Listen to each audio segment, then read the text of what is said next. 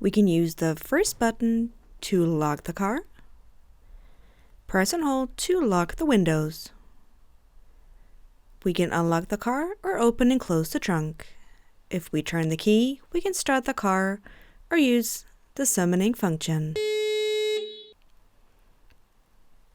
So let's unlock the vehicle first, then open the door and close it afterwards.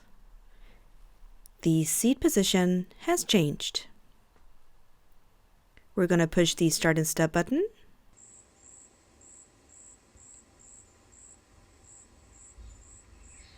Then step on the brake and push it a second time.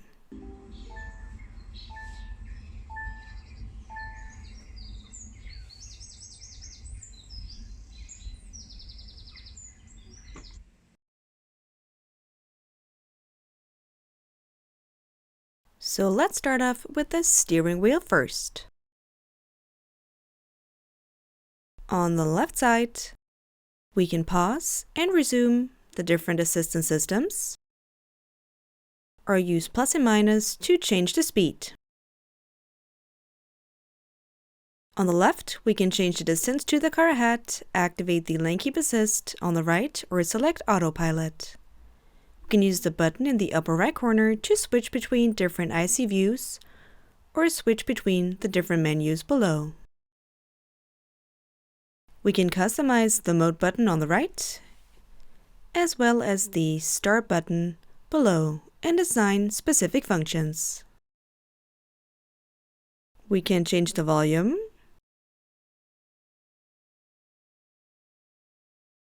activate the voice assist, or we can accept, decline, or end a phone call.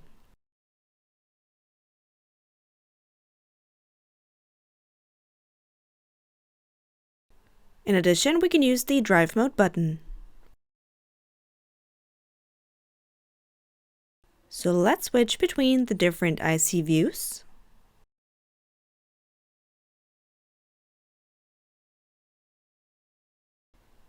Tire pressure is only available while driving. Press and hold the buttons on the left to access the settings in the head unit, or reset the current saved data.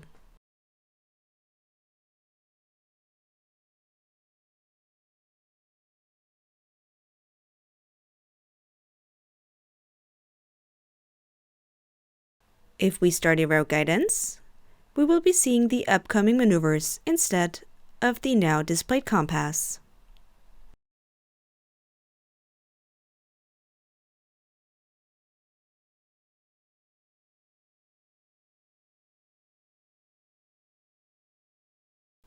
If we now use the drive mode button, we can see that the IC changes immediately.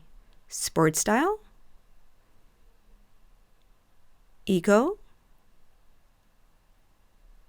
or normal. If we press and hold the mode button, the car switches to snow style.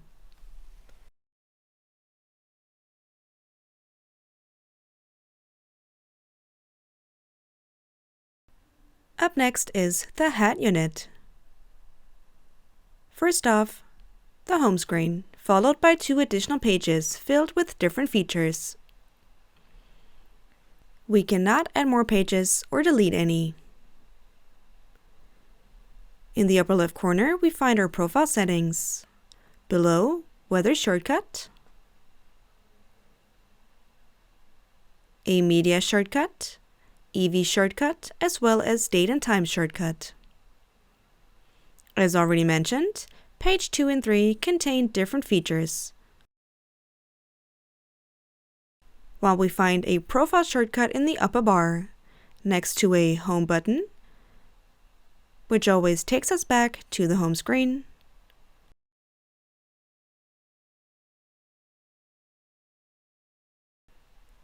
a return button once we've accessed a feature. Depending on the menu selected, we find additional options. We can open the editing mode, then edit the different pages by moving the icons to a different position.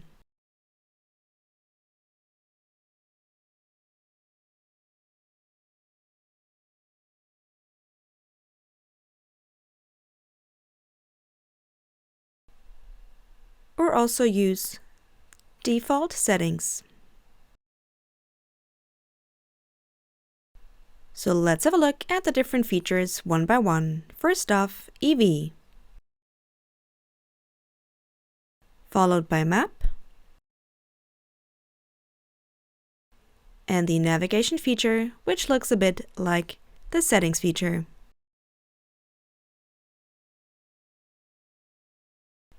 Phone, followed by phone projection, and also voice memo. Climate controls, followed by radio and media.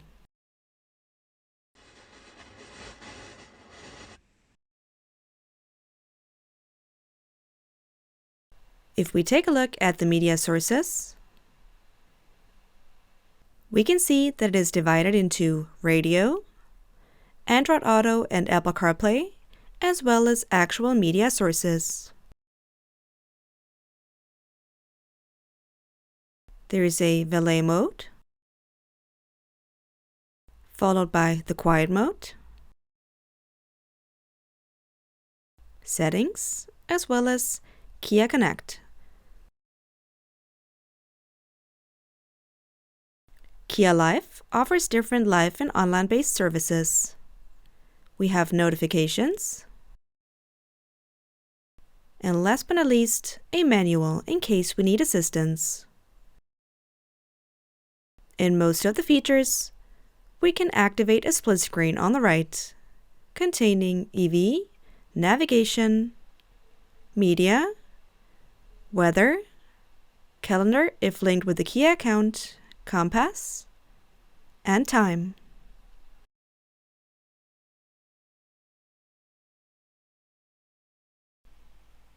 So let's move down a little further and then have a look at the control panel. The control panel is a display and changes according to the selections made. For example, we can change between climate settings and navigation.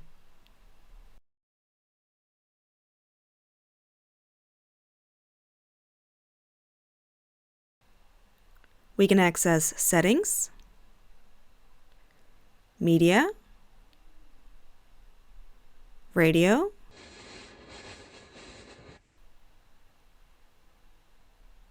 we can customize a button. If we select climate, we can activate the AC. As you can see, depending on the feature selected, either climate or navigation, the rotary knobs adapt as well.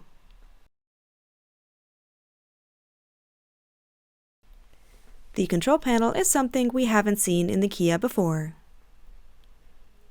So while we're here, let's check out the center console. In the front, we see seat heating and seat cooling options, as well as a button for steering wheel heating. We can turn the system on or off, and then follow things up with the gear selection. Neutral. If we put the car in reverse, we hear a sound.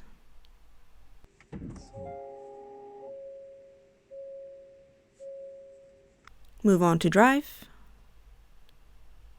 and park. We can activate and deactivate the camera,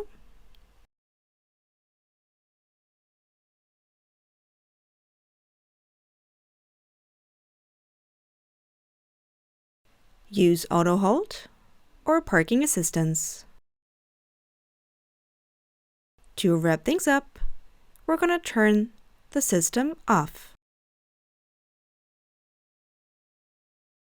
We're going to exit the car, then take the key and lock the vehicle.